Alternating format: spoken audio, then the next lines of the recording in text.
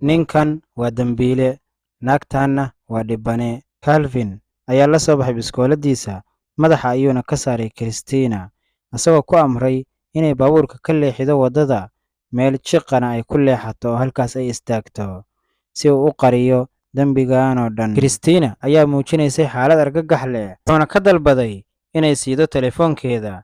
Markii uu telefoonkeeda gacanta ku dhigay, ayuu dhammaan wixii masaariif iyo lacag ugu jiray wuxuu u wareejiyey saaxiibtiisa.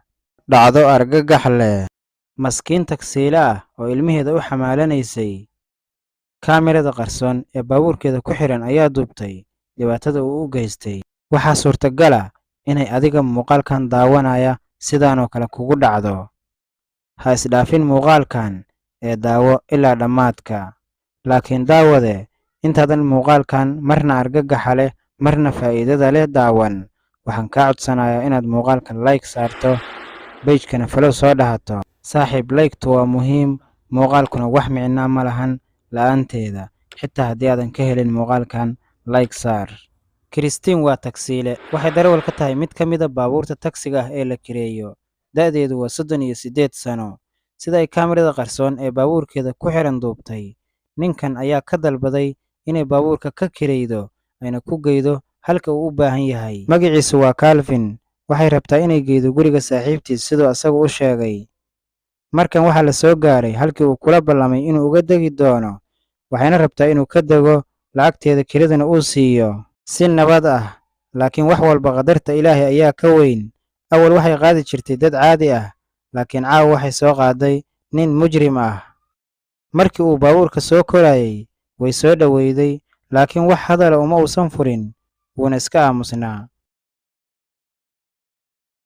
Si naxariis leh ayay ula dhaqmayday, waxayna weydiinayday hadalla ay ka mid yihiin, hameenkaaga waa sidee, xaalkaaga ka waran. Laakiin wax jawaaba ma uusan siinayn.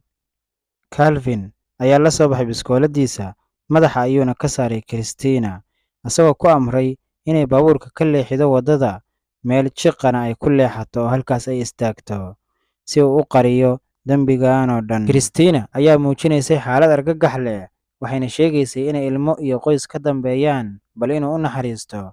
Laakiin Calvin hadaf ayuu lahaa. Iga dhaaf, 4 ilmo ayaan haystaa, maxaad samaynaysaa? Ayay ku calaacalaysaa. Wuxuuna ka dalbaday inay siido telefoonkeeda. Markii uu telefoonkeeda gacanta ku dhigay, ayuu dhammaan wixii masaariif iyo lacag ugu jiray wuxuu u wareejiyey saaxiibtiisa. Booliska ayaa ka helay meydka Christina meel dhowr kiiloomitir u jirta halkii uu ninkan kaamirada uga qarsoomay. Meydka Christina ayaana laga helay baabuurka dhinaciisa. Hal xabbo ayuuna madaxa uga dhuftay. Ninkii Christina iyo 4teedii ilmaha ahayd ayuu aad u saameeyey dilkan foosha xun. Booliska ayaa ku guulaystay inay soo qabtaan Calvin, haddana ciqaab adag ayuu ku jiraa, waxaana laga aarayaa dhac, xatooyo iyo saaxiibayaal. Muuqaalka like saara, page-kana ku soo biira oo follow soo dhaha si aad ula socotaan muuqaalada xiisaha badan ee halkan aan soo gelino.